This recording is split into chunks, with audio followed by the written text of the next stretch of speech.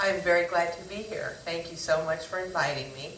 I had been invited 2 other times, and then I ended up having conflicts and wasn't able to come. So it's an honor to be here tonight to speak to you about my favorite subject, which is the United Way.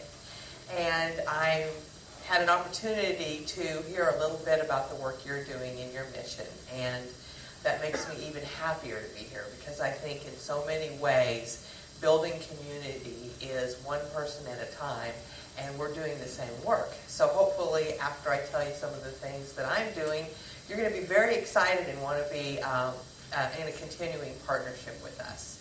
But I'd like to introduce Katie Loeb-Schwab, and she came with me this evening.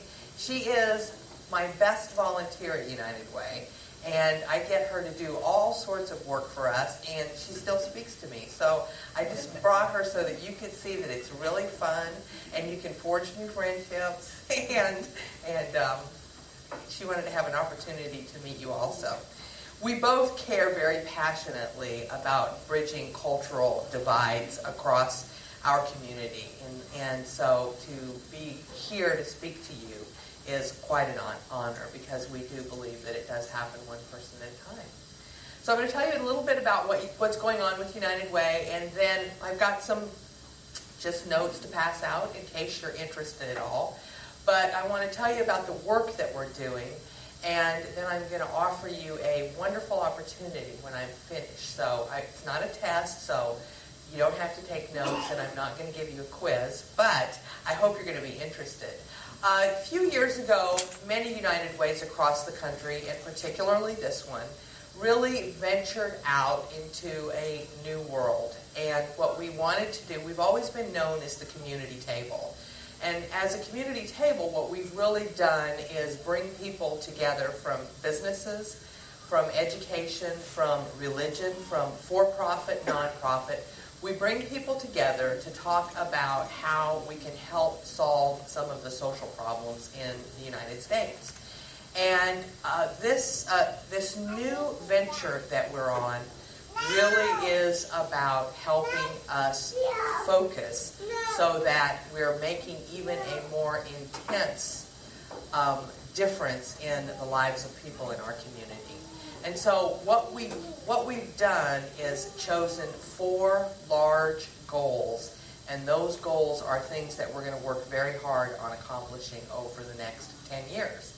And we're very much about accountability, and so we're going to be reporting back to all of our donors and our volunteers annually about what kind of progress we're making.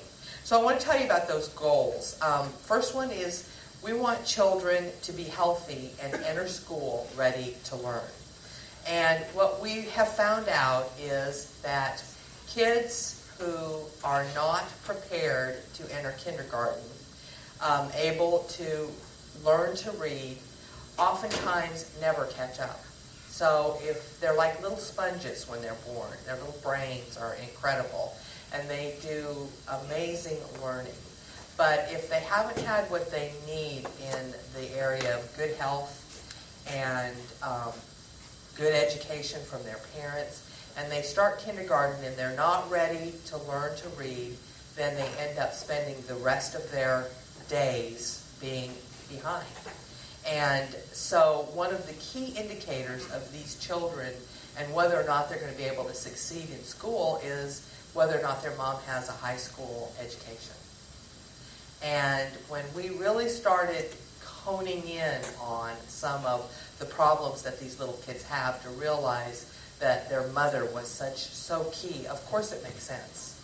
So some of the things that we're going to be working on are making sure that parents have access to literacy programs, that they're able to get their high school education, and that they can help their children learn. So we're really focusing some of our funding on those kinds of things. Our investment process is quite lengthy. Every year we raise about $11.5 million.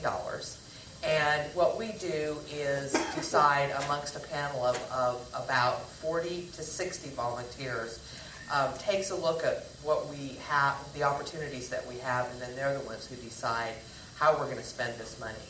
And we're now moving into an area where we're going to be much, much, much more focused. Our second goal is all Lehigh Valley youth will succeed in school and graduate from high school ready for work or continued education and ready for life. Now, in the Lehigh Valley, and that's made up of Lehigh and Northampton County, in the Lehigh Valley, we have about 1,000 kids every year that are not graduating from high school. And in this day and age, not graduating from high school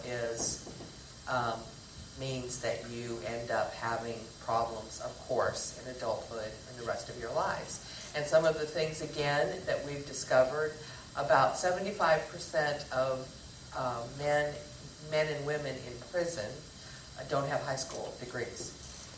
So we end up causing all sorts of problems. They're never able to earn a decent wage.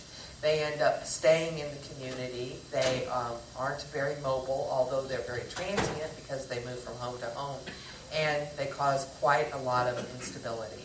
So at United Way, we really are focusing on programs that work. And we have also discovered that one of the number one successes for kids who have gone astray, but to be successful in school, is to have a mentor. One person that can help them make good decisions and can be a positive influence in their life. So we're really supporting things like mentoring programs. We're really helping with after-school programs so that kids can extend their day and have good activities to go to, and they're not going home to neighborhoods with no adults in them. So we're putting a lot of emphasis into our youth succeeding in school so that they can graduate from high school, go to trade school, or go on to college. Our third goal area are older adults aging successfully. And we want them to remain in their homes and communities and be involved with family, friends, and neighbors. And so, again, one of the things that we've discovered is that in the Lehigh Valley, or in Pennsylvania, the most retired adults live in Pennsylvania of any other state, with the exception of Florida. So we have lots of elderly people here. And about 40% of the elderly people living in the Lehigh Valley are at poverty or below. That's a pretty scary statistic. And what ends up happening is they oftentimes have to choose between medicine or food.